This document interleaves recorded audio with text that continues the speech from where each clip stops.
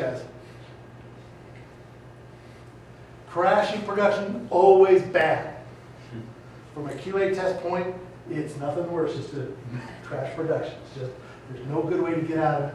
So always test your scripts in a QA, or if you can't test it in QA because you typically don't have a QA network available, you've got QA service sitting on the production network, test it in off hours. Pretty easy to get up, stay up till 11 o'clock, get up at 1, get up at 6 a.m. on Saturday. Find the time window to run your tests, run those tests during those off hours to prove out your script. Because scripts, just like any other piece of code, can be problematic.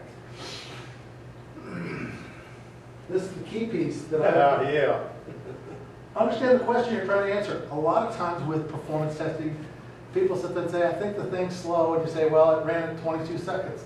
Well, what does that mean? What did you want to measure? What's considered acceptable? What's your SLA? What are your expectations? Well, it just stinks. We've all heard that. Before you do your test, understand the question you're trying to answer. Does performance change during the business day? How fast are locations in the different locations? I'm not here to do a shootout between two competing vendors. I'm just here to collect the first round of base data that we can use the next time we run that test.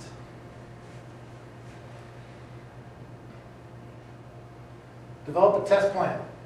Pretty much you guys all know this, but a lot of times you see developers, people in testing, people under the gun, they just want to start throwing out a test. I'll just run this test and see what happens. When you run a test without any controls, you've got garbage results. But I guarantee you, we have a lot of load runner results in the world that are useless because they didn't figure out what they were going to try and do, how they were going to get it, and how they'd measure their success. This is the key, I think you brought this up. Document results in terms of values your customer can understand. It's easy. Load runner generates more reports and charts and graphs that 3 PhDs can spend their days analyzing. CFO, CEO, my boss, they don't want the 37-page report. They want something to say, what did you do? How'd you do it? What did you find out? And do I have a problem? I may want to get into more granular details later on, or maybe as part of this process, but give you the summary that answers the question I wanted to ask. Conclusions. You can also do, I'd be remiss to the people at HP, Quality Center, and Load Runner if I didn't bring this up. Once again, I talked about the hammer. We're using this in a different way. You can do this kind of testing. It's called monitoring using HP's Performance Center. That's a tool that's really designed for monitoring production, but it's costly. And you still have to build the scripts in Load Runner to run them in Performance Center. Load Runner is not meant to be used to monitor production full time. It's got some limitations around saying that people sit there and say, well, can't you just monitor my system 24 hours a day and tell me when it has a problem? I can, but when I'm running it with one script, I can't start another one. So if I'm running Load Runner to monitor production, I can't use it for anything else. That's a problem. It's an expensive tool. It was typically purchased to test new processes being developed, not to monitor production. Production, that's their problem.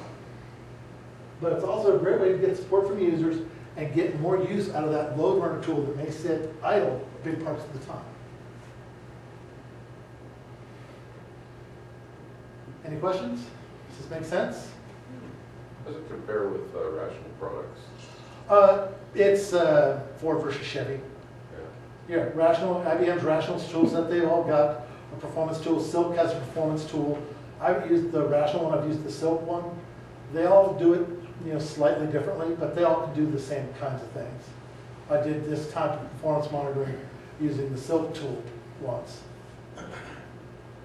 When you buy the Load Runner software package, does it just come shipped with a program generator to install and something to receive it?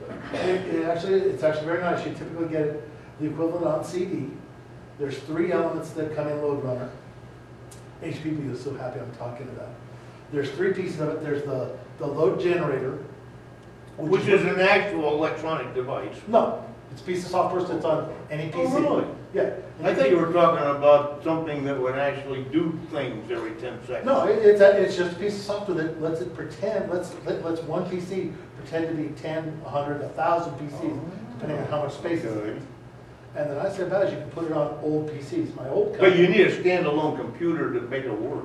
yeah, you can't use, load generators cannot run on virtual machines because they're physically deployed out to simulate demand. Now, there's lots of companies that offer load generators because our business, P&M, is pretty much bounded by the states of New Mexico. I don't really care how much my response time is from Keokuk, Iowa, New York. We aren't really having that many customers come into P&M to pay their bills from those remote locations. But if I was in an e-commerce environment where I'd have customers coming from all over the country, all over the world, there are actually companies that have load generators all over the world that you can tie into to use them to simulate traffic to you. But so that's the first piece. You get the load generator, which lets you build your scripts and simulate demand, simulate the traffic. There's the controller, which is the brains of the machine. You only get one of those. That's where you use to launch your scripts. It's really the mothership that tells everybody else what to do. You know, like I said, you only get one of those, but that's really where the licensing is. And then there's the analyzer, where it takes all this massive amount of data it gets from all your load generators, all your test results, megabytes of data, processes it through its algorithms to give you the cool looking charts and to crunch the data different ways. And you can have a limited number of analyzers. So in fact, you're piggybacking on regular operational data signals over the same circuit. Well, you can. So you really don't even need an operator at either end, but at the receiving end, all you need is somebody to occasionally read the report. Well, if I'm running a test with my machines, I physically went out and installed most of the machines, but there's machines I've essentially put in a box and shipped it to one of our facilities and said, plug it in, put it into the net, plug it into the jack, and I'll take care of everything from here, because I can remote desktop to it, and I can run those tests from the load controller. It goes out and tells all the people what to do. It's essentially like, you know, the mastermind with minions. Minion number one, minion number two, minion number three. I want you to do these tests for me and tell me the results. So in effect, the one at the distant end is a remote. It's just a PC following instructions, which is why it's, you know, we tend to keep the controller very tightly controlled because it has so much latent power. It has the ability to simulate as many users as you have license for, working as fast as you want them to work. A typical user plods along, typing their screen. They might type in, you know, 3 or 4 commands every minute. You get your highly skilled keyboard person, that they're working like receiving, they're clicking away on that board the whole time. They might be doing 20 transactions a minute. You can use Loader and do 100 transactions a minute because you can strip out the keyboard time, the think time when the user's reading the screen.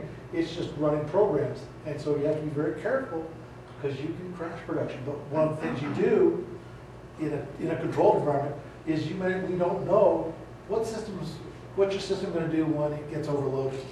One of the key questions you always ask is, will a system fail gracefully? So when a system reaches 105%, it can't take it anymore, I'm going to die, Captain. Will it die gracefully, or will it leave a bunch of transactions half done? And half done transactions are very hard to recover. You want to hit a point where it says, I'm dying, I'm not going to survive, I refuse to take any more transactions, and I'm going to roll back the ones I have, and then I'm going to die. That's what you want a system to do. Very rarely do we test a system to failure, because we never have time, we never have budget, we're all kind of scared to do it. But that's one of the things that Loader. You need a buffer. Well, how do we verify if, you know, like Victoria's Secret, the classic example? How would they prove what happens when they hit 105% of capacity? We can't just add more servers. They're very expensive. Servers are expensive. If they're idle all the time, it's a big waste of money. What's going to happen when that server fails over? We use load balancers. We have high availability machines, so we have a primary and secondary. Primary fails, secondary takes over 110% of the work, does all its work. What happens if the secondary goes down? We better think about that. We better ask the question. We spend a lot of time at P&M because we've got to keep the lights on all the time for you. Thinking about disaster recovery. You know, if something happens to our data center, will the systems fail correctly? Will they fail off? Will they die in a graceful enough manner that when we fix the problem, when we restart them up, we can restart and go back to business? You won't put up with not having power for 3 or 4 days. You might put up with not having Netflix for a couple of days. The electricity's out for more than an hour, you're calling the Public Regulations Commission complaining.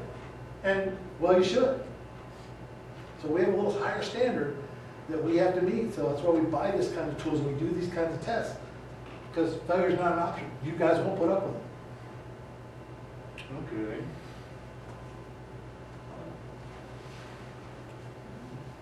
Yes, sir. What is it written in the language? To do the scripting, if you want to write when you do the load generator, you're building your script, it writes it in C.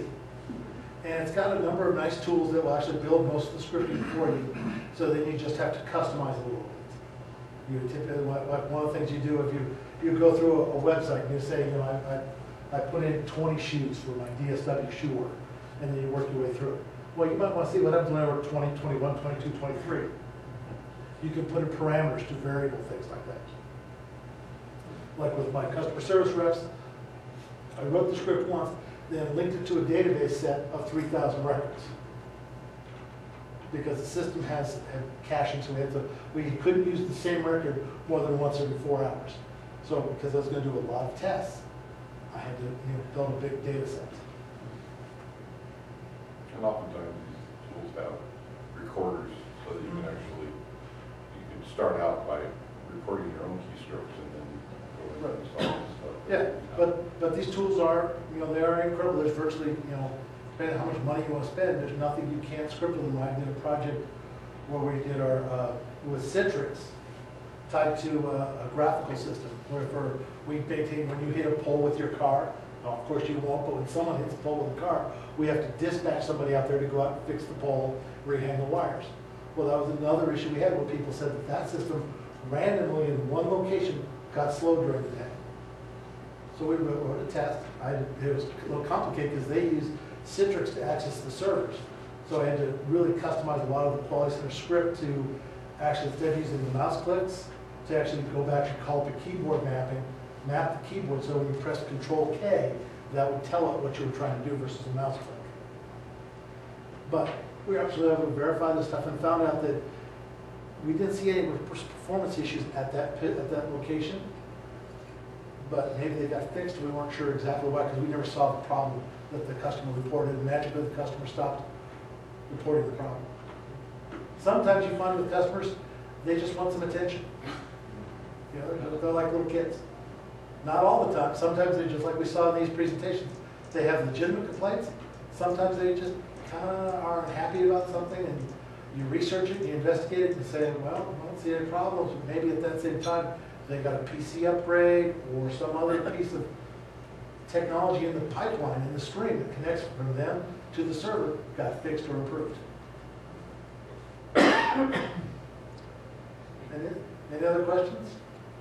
I'm not hearing you say anything about inserting a notice on the line when things are, when the load is getting too expensive, too heavy. Telling people, please do not be concerned because responses are coming slower than you're used to. The system, for some reason, got an overload of requests or inquiries during this time, and we had to slow the system down a little bit to keep them crashing. Well, I mean, You'll get your answer, but it might be a minute later. Well, that's not something we've tested for on these presentations.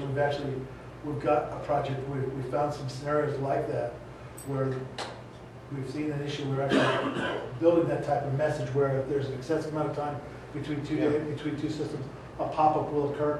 But it's nothing load runners do.